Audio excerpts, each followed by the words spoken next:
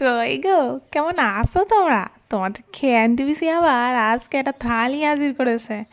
তোমরা কিন্তু কেউ রাগ যোগ করোনি, বুঝলে? আজকে তোমাদের খেয়ান্তি পিসি নিরামিষ গো। তো কি আর করবে বলো, ওই জন্য নিরামিষ থালি হাজির করেছে। যাই হোক, এই নিরামিষ থালি কার কার পছন্দ জানিও কিন্তু।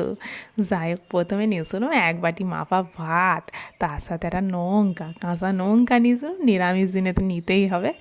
আর ছিল বেগুন ভাজা, আর সব রকম পাঁচ মিশালি সবজি ভাজা করেছিলাম। যেমন তোমার গাজর, ওই হলো গিয়ে তোমার বিনস, তারপরে ফুলকপি, আলু, সব রকম দিয়ে একটা ভাজা করেছিলাম, বুঝলে? সেই ভাজা নিয়েছিলাম। আর ছিল পানকা শাক আর আলু পোস্ত গো। তোমরা ভালোবাসো তো, সেইটা নিয়েছিলাম।